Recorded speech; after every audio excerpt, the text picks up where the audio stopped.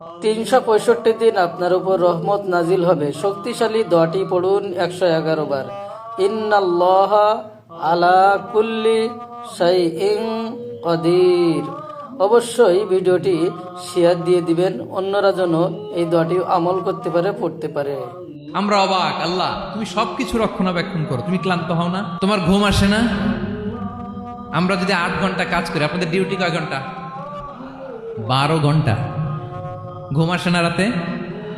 সারাদিন যখন কাজ করেন বিছানায় যেয়ে পড়লেই আয় রে কি আরামের ঘুম। আল্লাহ বলে ওয়াজআলনা নাওমাকুম সুবাতা, আমি ঘুমকে বানিয়েছি তোমাদের বিশ্রামের বাহন। আলহামদুলিল্লাহ।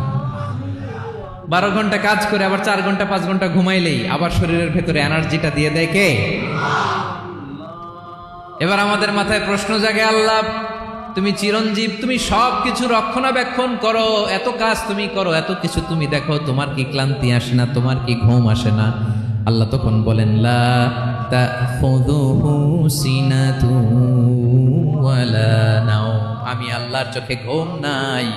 ঘুমের আগে যে তন্দ্রা, সে তন্দ্রাটাও আমি আল্লাহর নাই। নেভার স্লিপ নর স্লাম্বার ওভারটেকস হিম। আল্লাহর ঘুম নাই, ঘুমের আগে যে তন্দ্রা আসে ওইটাও নাই। একটা হচ্ছে গভীর ঘুম, এটার বলে নাও। আর একটা হলো সিনা, বৈশা আছি গাড়িতে ঝিমাইতেছে, এরকম হয় না?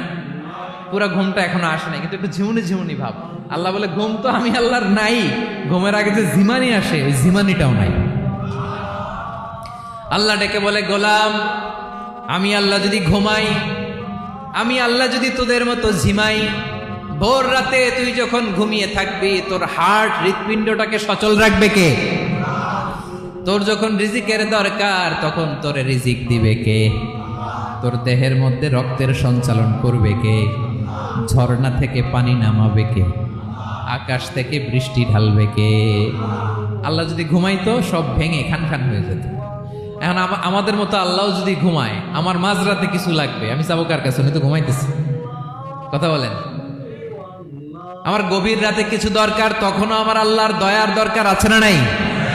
এজন্য আল্লাহ বলেন লা তাখুযুহু সিনাতুন ওয়ালা নাওম, আমি আল্লাহর চোখে ঘুম নাই, ঘুমের আগে যে তন্দ্রা আসে তন্দ্রাটাও নাই। সুবহানাল্লাহ। যখন যেটা লাগে সব দেই। আল্লাহু আকবার। কে দিবে?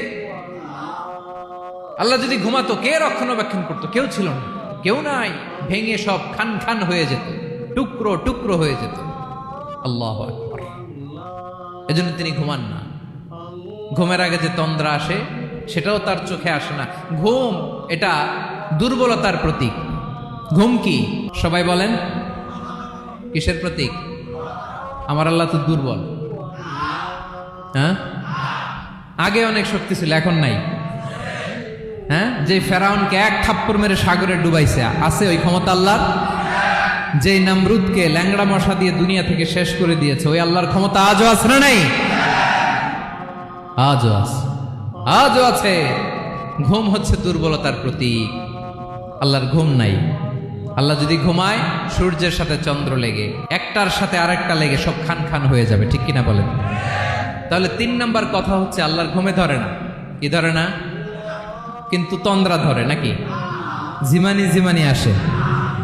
ঘুম নাই, ঘুমের আগে যে তন্দ্রা আছে তন্দ্রাও